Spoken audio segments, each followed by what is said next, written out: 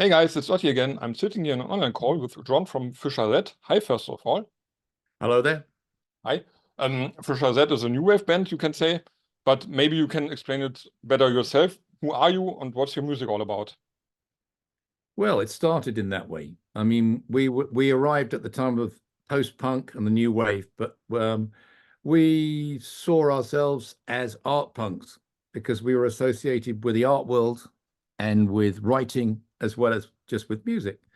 In the same way as bands historically have been. I mean, people like Captain Beefheart was a punk band because they did things that were very different, and we came on with the energy of punk, but we had lots of melodies, and that meant that people were able to attach themselves to our music. FISCHER-Z has developed over, I've done something like 28 albums. I've done FISCHER-Z records and also records as me and as lots of things, but I'm the hub of the FISCHER-Z thing. And my new music is as important to me as the 80s music.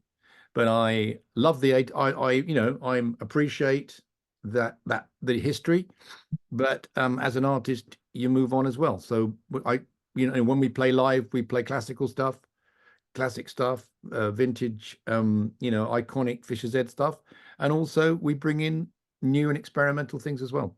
Yeah, cool. And that's what you mentioned is back then in the 80s, I think punk was even more open than it's nowadays. Nowadays it's all like the hard stuff, the hard punk rock. Back then it was more movement with ideas like the Clash, for example, have been doing reggae, you have been doing other things and bringing it into the movement. And I think this is still your way. Sure. It's not, I don't make establishment rock and roll. I've never been part of that. FISCHER-Z never have. When people have tried to put us into that category, I've moved away. But so career-wise, it's not very clever. But from the point of view of keeping uncompromised music, it's fine. And we can't tell about the whole story because it's about 40, 50 years now. But maybe you can tell 2 or 3 important turning points from back then till now that have brought you to the moment now. Well, I think when you start off, you're influenced by different people. I was influenced by artists that were very different, from the Bowies to obscure jazz singery type people to performance artists and actors. We were influenced by that. Once you've done as much music as I have, the biggest influence on what you do is your own work, over different eras. Some of it's been more political, some of it's been more personal. With the new record that you've got the 3 different themes, which are personal, political, and psychological. But then I've always done that in different forms. So there's a theme that runs through it. My voice has always sounded pretty much the same. It's lower than it was. I've lost about 6 notes at the top, and I've added about 10 notes at the bottom, but it still sounds like me. It does. I compare to your old music as well, the new stuff, and it's totally the same voice. Maybe the range. Just in a different range. I can still sing the high screamy stuff live if I want to. Yeah, great. And you mentioned the new album. This is the reason why we met now and talk to each other.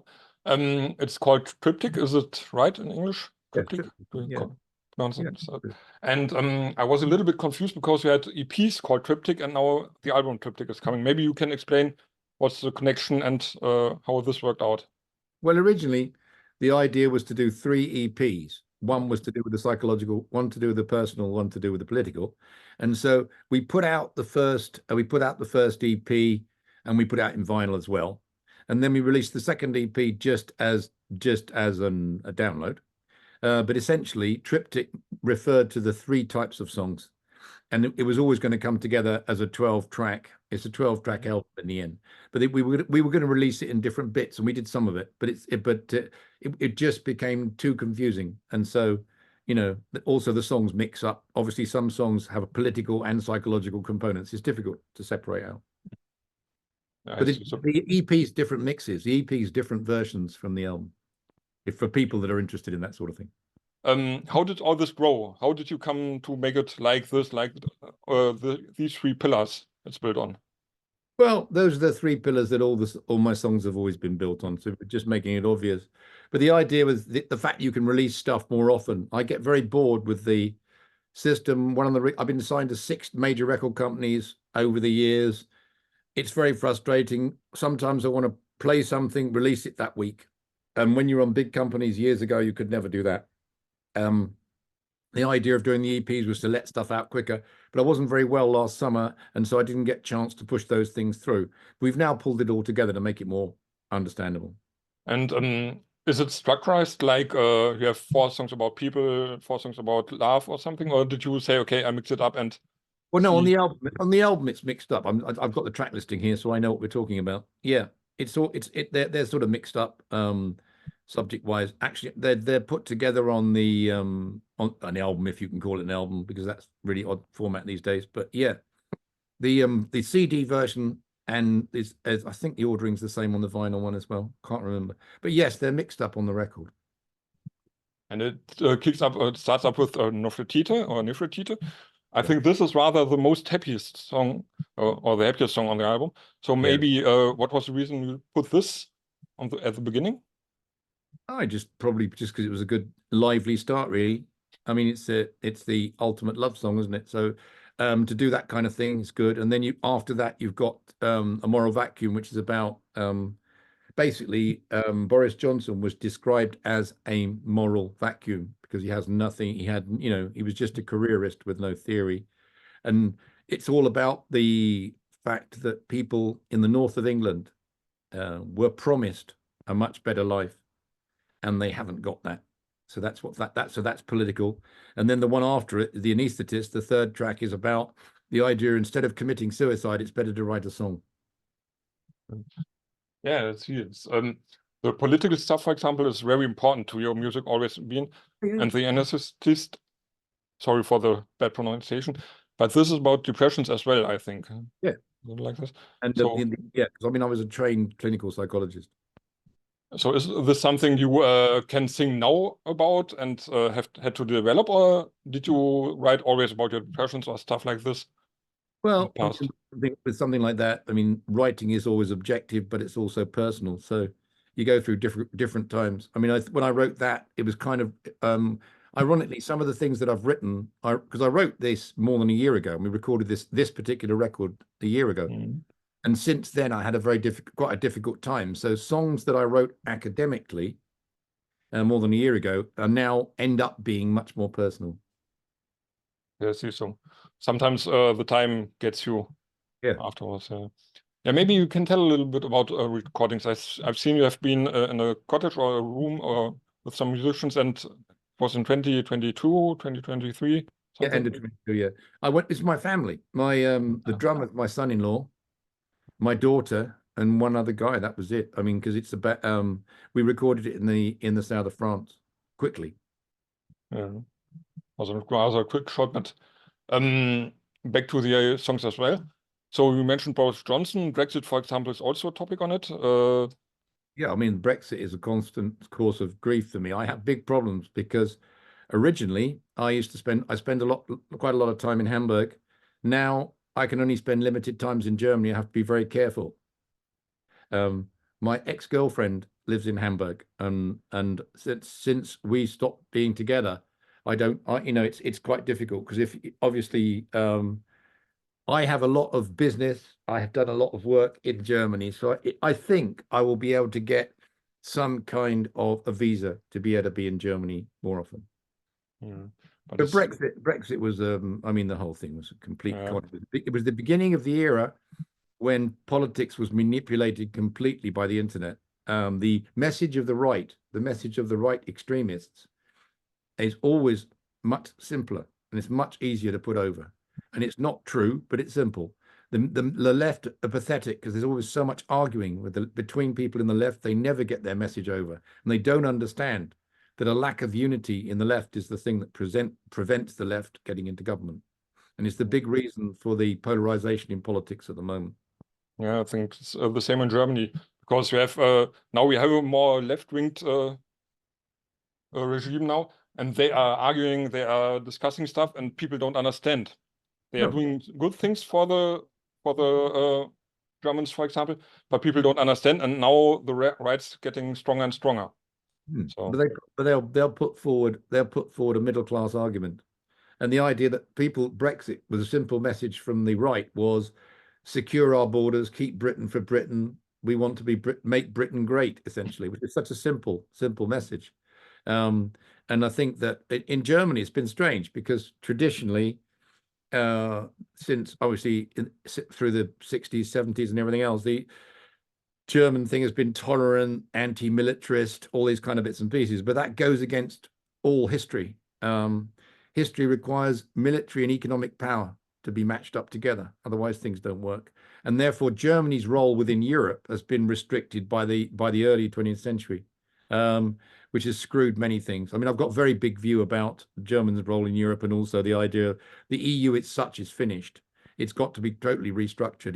It was developed based on 10 countries that have the same sort of economies, the same sort of backgrounds that would cooperate together. It's turned into a very nasty, messy Eurovision Song Contest. I totally understand what you mean, yes.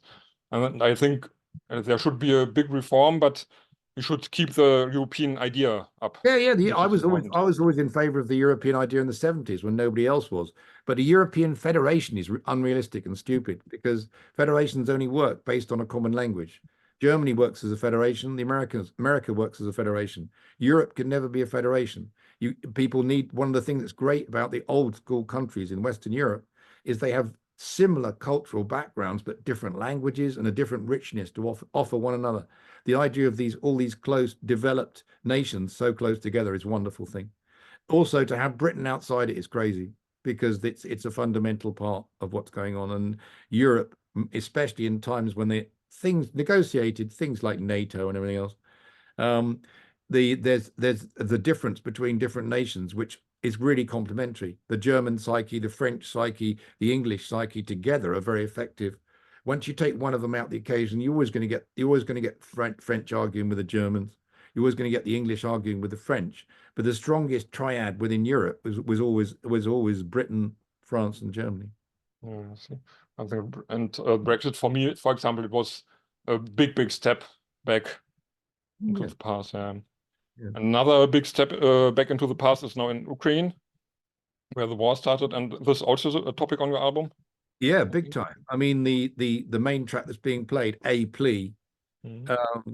I can speak Russian. Okay. And I read a letter from a young guy who was in the Ukraine as a soldier, and he wrote a letter to his mayor at home and said, look, we were sent out to the Ukraine for war. 5 of us came out here. The other 4 are dead. Don't send any more young people. And we're in an era where you've got young people killing one another, innocent young people killing one another. They don't know one another, and they're just the same, and they're being led into these different conflicts by people idiots who do know one another. And also the big problem is, I come from a military family. I've seen a lot of military stuff. The majority of politicians in Europe have not got experience of things military, and so everything gets out of proportion. They get very scared. They get very alarmist. And the nature of the internet, the way the internet is, forces and hothouses all the problems so fast that it creates more panic than is necessary. I've got a very different view about Ukraine to most people. Yeah, I see. And do we have any idea if this war can stop soon, that we see an end of this? Well, what's very interesting about that is, I mean, the war's been pumped up by everybody else. I think that no, there's several fundamental things. In case of war, the only thing that leads to peace is somebody winning completely, and then it stops, and then they bully everybody else. There's a compromise where both sides stop and they negotiate something, and which they're not happy with. In this case, it's very difficult because, well, for me, it's absolutely impossible to include the Ukraine into NATO or into the rest of Europe, because they're not. They're a Slavic country, and they're essentially, I mean, however you define it, they have been at different times part of the USSR. I mean, 80% of the people in the eastern part of Ukraine speak Russian. They are, to all intents and purposes, Russian. It's very complicated. The big thing is, whatever solution comes up with, what you can't do, I mean, who can win it? Nobody can win it. you've already got a situation whereby there's so many mines and things parked along the middle, the divisive line. In effect, the eastern part of Ukraine has already been annexed. It's gone. It's back. It's Russian. Crimea is gone. It's Russian. That's the way it is. There's no way that anything will change, really. And the big thing that people have to remember is, regardless of the conflict and the end of a conflict, Russia is still going to be there. And Ukraine is still going to be next to Russia. So a solution has to be found there. And I think diplomats are so stupid. The idea that a lot of people have been included in NATO, a lot of people have been included in the EU. It's like collecting stamps for your team. Once the big problem was when the wall came down and the whole thing in Russia and the Eastern Bloc changed, it changed so fast without any planning, without any thought at all. And the West went, yeah, you fucked it. We're going to make you look stupid. That's the only reason you've got Putin, because the way that the West dealt with that, they saw it as winning team, collecting as many anti-communists as they could. That's a huge mistake. In the same way as after the First World War, that was a massive mistake. When countries are humiliated unfairly, like Germany was after the First World War, then you get the rise of Hitler. You wouldn't have had it without that. So what you've got to consider is people are people. I love all the people. I like Russian people. I like Ukrainian people. I like Israelis. I like Palestinians. I just don't like the evil regimes. It's not about the people's people. My dad was a liberal politician, and his belief was simply this: the job of politicians is so that anybody they represent, whether they're rich or poor or black or white or handicapped or normal or bright or stupid, is that you give them a happier and healthy life. That's it. And if politicians thought that way, it would be a fuck sight easier, but they don't. In Britain, politics has become a career. Politicians, whether they were right or wrong, even people like Thatcher, she believed that she thought, I wasn't pro Thatcher, but she said she thought the world should be like this and it'll be good. I'm going to try and help these people. Right or wrong, she did that. Politicians up until the last 10 years, you get idealist people. People like Merkel, I always saw as a middle of the road type politician. I always felt, I don't know what you think over there. I thought Merkel's heart was in the right place.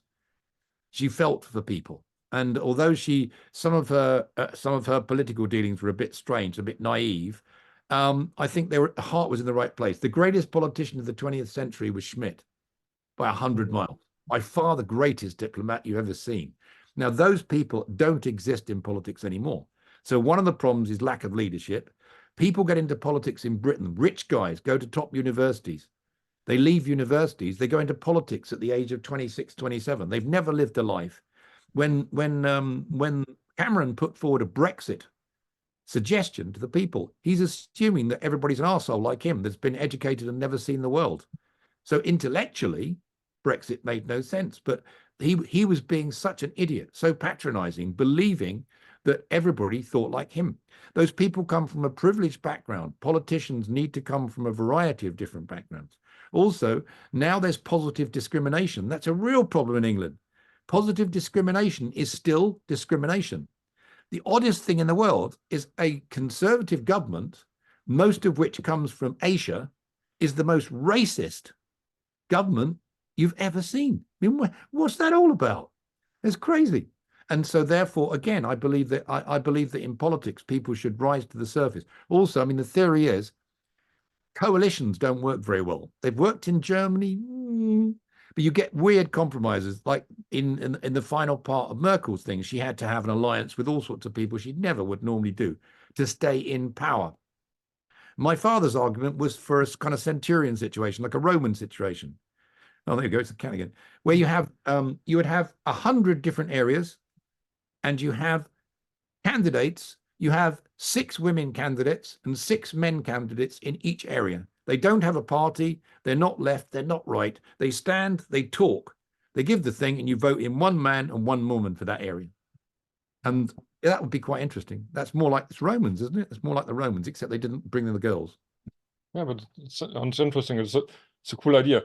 The problem, as you mentioned, is nowadays politicians are like they grow into it, and I think, for example, people we know from the past, from the 80s, 90s, especially, have been people who have had life, have had some work, have had some company, for example, Yeah, of yeah, being handmade stuff and something like this.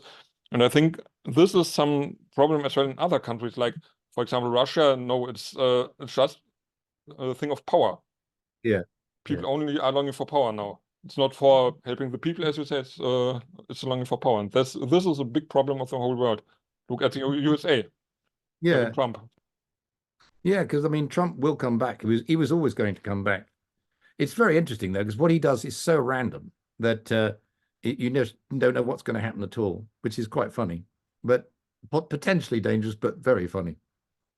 But the idea of the American, the American dream, the idea of freedom and liberty, if you have the way it's going, the idea of, for instance, all the mechanisms of justice being controlled by the president, all the justice systems, the dictating the areas where you elect people, changing different stuff, keeping people out. It's unbelievable.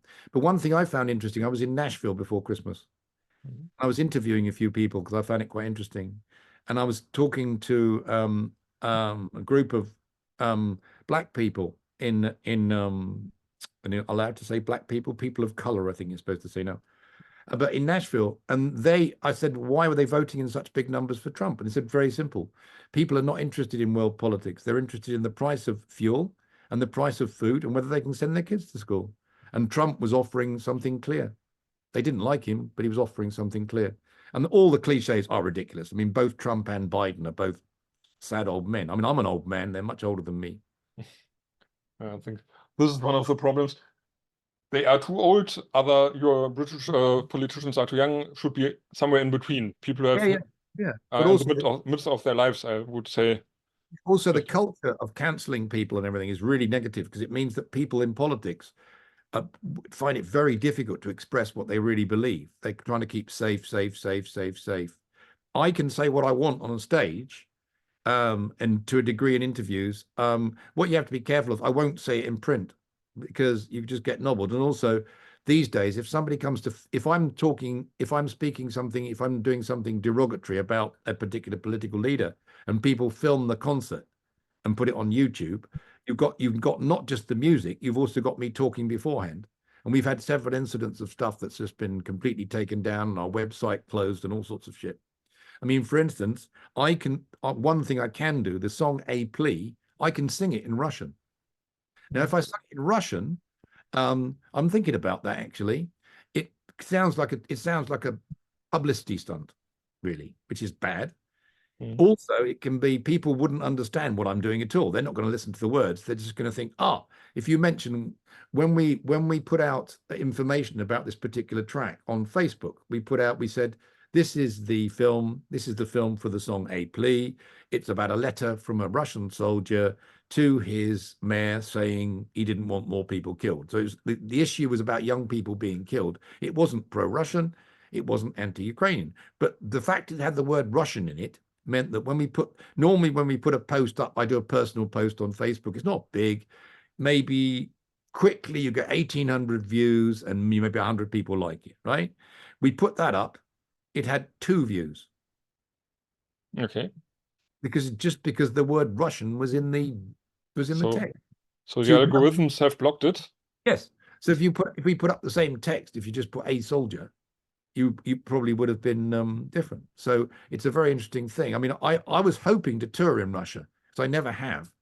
And about 5 years ago, we were talking about it. It was a possibility to do. I still would like to tour in Russia one day. It would mean that things have changed somehow, maybe. Yeah, the thing is, I think that because of censorship, everybody knows all the cliches about censorship and Russia and the regimes and the history. But one thing people forget is the changes in places like Russia and China. They were brought in 1 century from feudalism to where they are now, which means they're as a population, much more controllable, because that's just the way it was. It was feudal. China was isolated from the West for so long. Japan was as well, obviously. But Russia was a feudal country. And classically, when they say, I don't know, at one point, it's probably more than that. I think more than 300,000 soldiers are being killed in the Russian-Ukrainian war, whatever it is. It's ridiculous numbers.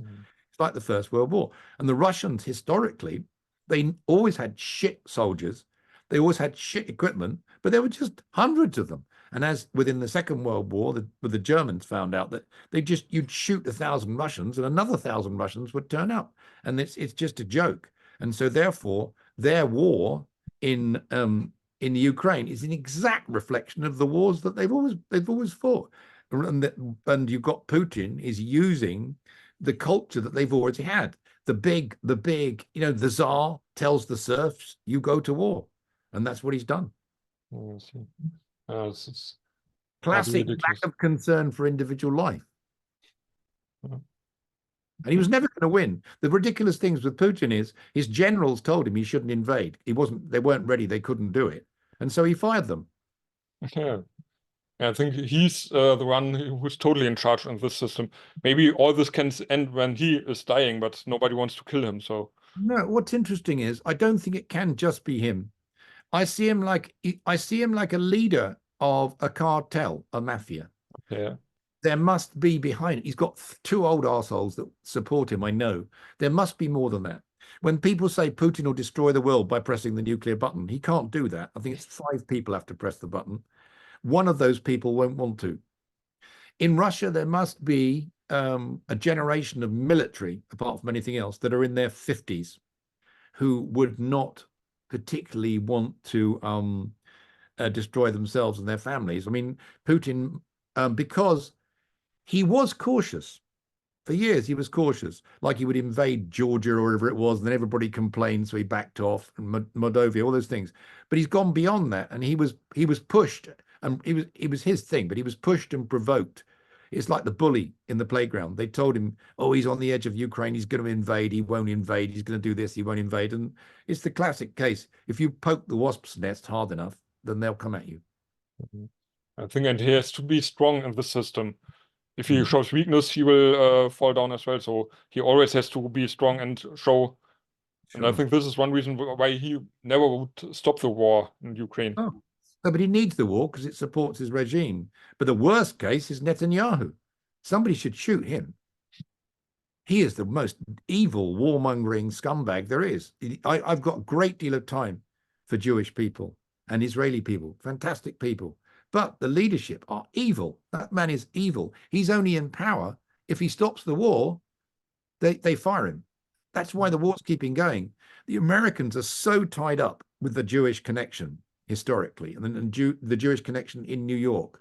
I mean, if the Americans threatened Netanyahu and said, look, we'll get rid of your protective dome that's protecting your country if you don't stop murdering people. Easily done, but they're never going to withdraw that. But they could bluff it. It's really interesting to talk to you about all this stuff because well, my interest in politics is as great, probably more than my interest in music, to be honest. Yeah, I see. And I think your music is more like a channel for example. I mean, for me, I am an artist. My art form is songs and writing. I mean, in America, the only song that's known by FISCHER-Z is Early was So Long because it was on MTV. I am known for writing and for poetry and for ideas. Not everywhere in America, just the bits that can read, like New York, Los Angeles, Austin, several places. But the point is that for me, I think that with music, if I'd have gone with the original regime in music, if I'd have gone with it and gone with the rock and roll model and made a lot more money, I'd have probably been out of it by the time I was in my 40s, and I would have probably gone into political things. But I'm much too old for that now. But as my father said, the platform to comment on politics as an artist is much freer because you don't join a political party. So I can say what I want within reason, and people will listen. But again, if you ask me why I have my opinion, I can tell you. I'm not just shouting. I can give you exactly why. I mean, there's no such thing as anything but a lose-lose situation with the Russian-Ukraine situation. There's no win-win situation. Absolutely not. No. There's not even a neutral solution. There's nothing because it's gone too far for that. And in the same way as the damage done amongst young people's attitudes and hearts and minds in the Middle East is absolutely incalculable. Because the idea of an eye for an eye and a tooth for a tooth, nobody can condone the attacks on Israel and the kidnappings. Nobody can say that's right. It's absolutely wrong. But 30 wrongs don't make a right. Yeah. It's just quite like that. That's what I mean. And the problem is, as you mentioned, the young people, they don't understand why their homes are destroyed, but they got hatred into their hearts again, and it will be like on and off. It's like a Northern Ireland, for example, in the back. Yeah, sure. My hope is that for instance, is that young people's attitudes will be reshaped, not made more bitter. So therefore, you get rid of the extremist regimes. Also, I believe in the theory of pendulum politics. And at the moment, there's been a big swing towards the polarized rise of the right. That won't last forever. Unfortunately, I don't last forever. So therefore, I'd rather be in a society that is not. It's so exciting. I mean, the politics is so exciting. It moves minute by minute. It's just ridiculous. I mean, at any moment, things could change. If we were really lucky, both Trump and Biden would die before the election. That would be great. Okay. So then you have to have a reshuffle. If Putin died, also great. Netanyahu's assassinated, fantastic. That would improve things, right? But because there's not another Putin. I'm pretty sure there's probably a team of them, but there's not another Putin. There's certainly not another Trump. Nobody can be that orange. And whatever they say about Trump, he is the most charismatic politician in the world. He's been more effective than Kennedy in terms of swaying people. People forget. I mean, I'm old. People forget Kennedy wasn't that popular. That's why they shot him. He was trying to bring forward a different society. Trump is the evil shopkeeper down the road that will give you some cheap food, and he's the guy who owns the garage that will give you cheap petrol. And he doesn't care. He doesn't understand the world particularly well, and he doesn't care. But he's incredibly smart at his particular form of fanaticism. And he really does. I mean, his following is still so strong, given the fact that everybody knows he's a complete arsehole. And everything he does that's bad is worshipped. He's saying, I'm the bad boy. That's what we're all like, really. We all fiddle our taxes. We all do this. We all squeeze women's bums at the right time. We all do this. We all play golf. We all, and that's what appeals, unfortunately. And I mean, the guy is sprung out of reality TV, right out of that. I mean, coming out of The Apprentice, where he was a bully. He was a bullying star of The Apprentice, and then he became a bullying star of America. People with the media the way it is, people can't differentiate between the real world and what's on their phone. Also, people believe they can change the world. They say, okay, let's save the starving people in Palestine. Boop, on their phone. Let's protest. Let's go out and protest. Go out and protesting is not the same as understanding what's really going on. And they think there's a protest. I've been out in Brighton every Sunday. There's a big protest on one side of it's right near my gardens. On one side of the road, there's the Israelis holding a silent vigil for the kidnappers. On the other side, there's a lot of young people shouting Free Palestine. Now, some of the people are from Palestine. There's a lot of students and stuff there. They're shouting that. I don't know if they have really any conception of what's going on out there. If you come from a military family, soldiers don't like killing people. They know what it means to be scared. They know what it means to be dead. They don't like killing civilians. They really don't, because it's a terrible thing if you feel you've killed innocents. They hate it. I mean, it's just not what they do. And there was one documentary I saw. I've only seen one documentary where there was a man who was going between the Russian trenches and the Ukrainian trenches, both sides. He was an English journalist, and it was just scary because you think of the First World War and mud and people dying, right? Yeah. But then you see it, 21st century. It's green. It's not brown. It's green. People are in holes. Where there were trees, there's just stumps for miles and miles. And there's a soldier standing up, and they say, there's a drone coming. The journalists are really scared, and they're stepping over a real body next to them, and somebody gets shot, and this, that, and the other. And I think it's so difficult for people to understand the reality of a war. And the appeals made by people, you see the parents of kids kidnapped in Israel or on television pleading for people's help, and it becomes a TV show. They don't connect it with anything real. We've lost touch with rituals in Western society. Young kids used to see, well, I come from a country village, so you'd see people, you'd be aware of births and deaths and all that kind of shit, you know. I'd seen dead bodies. I mean, I was really odd. I've got 5 children. Ironically, I was around for the delivery of 5 children. I said, I'm not going to be, it's going to drive me nuts. I'm not going to be there. And in the era when I had children, men had to turn up. They were told they had to breed with their wives and pretend to be pregnant. I said, no, not going to do it. And ironically, I was the only one that was there. I was there with the babies I delivered one of the babies myself. So things like that, people are just, you know, my granny and her and her mum were like the local village people in the town who did everything medical because they couldn't afford doctors. So they'd do the dead bodies and they'd do the births and they'd do the sick kids and people used to accommodate people who were crazy in a village. Oh, he's crazy. Fair enough. That's what he is. Yeah. I think the world has changed in this way because the world has been smaller back than as well in the village.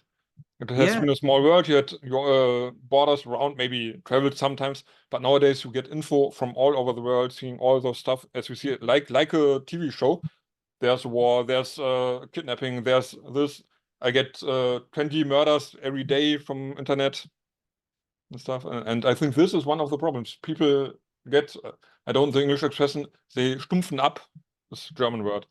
Yeah. Maybe you know the word, but it's... I've heard the word, I don't know what it means. It means that you don't touch, don't get connected to this stuff anymore. I see. Stumpfen ab. Abstumpfen, yes. Abstumpfen. Abstumpfen is I keep like trying to understand. you see it, but you don't connect to things emotionally.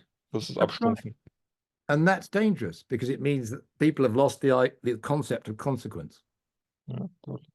It's really, and also the oddest thing is this: you go to your favorite pub that was very quiet, right? You go for 2 or 3 weeks, then suddenly it's full of people from all over the world, and you realize that when people sitting at home in Osaka in Japan, people sitting at home in Adelaide, have suddenly seen that particular pub in Brighton is great on TripAdvisor.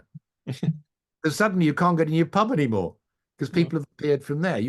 And it's really funny if you're on the road a lot and there's a big stau which usually, I mean, obviously in Germany there's a lot of it, and trouble in Belgium and everywhere, and England as well. But then you notice everybody's using the same satellite navigation programs because instead of people are stuck in one place, everybody's taking the same diversion. Everybody's doing the same things.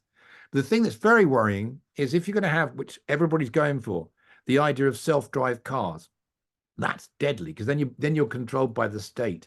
This is very weird. I just think this is extraordinary. Also, it just means they can switch off the electricity and stop people anywhere they want. It would be absolutely crazy. Also, if you've got some people driving their cars and some people not in control of their cars, people like your cat would have to watch out.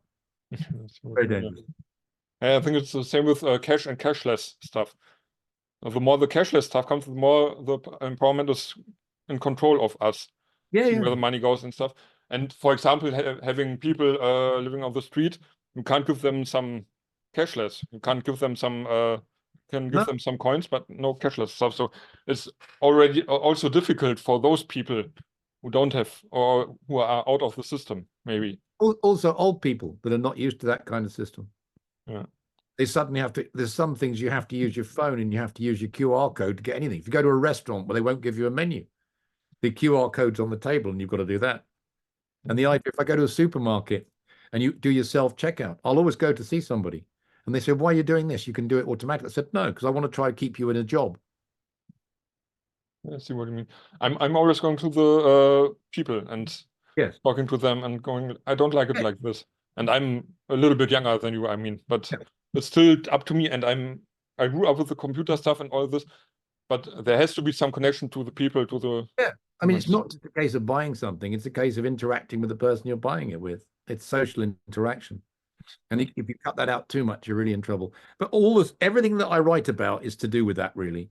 For instance, there's also the way people think's interesting. There's a song, one of the songs on the record's called Blue Sound, and Blue Sound is the idea that what if you could get inside somebody's head, and say you've got a screen, which is all the things that they can remember, and you could start that screen again. So you take away the prejudices, you take away the preconceptions, and start again. That's what that song's about. The idea, can you do that? It's interesting. So cool. That was really, really cool talk about everything, your music, but also everything but the music. But it's all connected. The way I think, the way I see the world is represented in the way I write songs. I don't write good songs. Good songs have lyrics that are simpler in that sense, that are more universal. What I've done with my work this year is I would call the things on Triptych are songs. They're like songwriter songs with a really good band around it. What I've done on the next lot of stuff I've done is not that at all. That it's much more of mantric. There's many less words, and it's more impressionist. And that will come. That will come at the end of the year. And so when I'm talking about neurodiversity, that will come into even more clarity. By the time we get to the other stuff, it's much weirder. I see. So I'm really looking forward to this one as well. I think I'm pleased with the record. I'm really pleased with the record. It's the Triptych is the straighter side of what I do. But I think this should be more than enough for my articles. Maybe we can do some step beside, because I've seen you have been on the last tour of Bob Marley. Yes. Like that. Just for my interest, did you see the movie so far? No, I haven't seen that, and I haven't seen Oppenheimer yet. Oppenheimer I didn't see as well, but I'm always looking for the musicians' movies. So yeah. But if you had, I would have asked you if it was quite correct about him or not. Well, I saw. I didn't meet him. It was 3 festivals. It was the last big festival he did in Europe. It was in Germany. It was in I think it was in Munich, and it was in Kaiserslautern, and it was somewhere else. He was obviously ill, and so we saw the Wailers, but I didn't. I mean, he was on stage, but it was the end of his. It was great in the sunshine, and it was very sad in the rain. That's what I tell you. I see what you mean. And maybe we'll find some good end for this interview or for our talk. Maybe you can tell me, by all these negative things we are talking about, all these problems we have, what gives you hope for the mankind? What gives me hope for the mankind is that it's that each successive generation has got the same number of very effective people. The trouble is they have to learn how to use the system to make themselves heard, in the same way as with music. Now, there's no development in music business. There's 2 or 3 very big acts and nothing else. There are huge numbers of brilliant young musicians and bands out there that will never be seen if they don't know how to use the different social media. The only way they're going to get seen is if they know how to use that. The same applies to politicians, and the same applies to governments. So unless my hope is that future generations can find a way to allow the best people to rise to the top, is the answer to that. I think this is a good ending for this talk. So thank you. It was really cool, really interesting. And for me, guys outside, thank you for watching. Check out FISCHER-Z if you didn't already. And see you. Bye.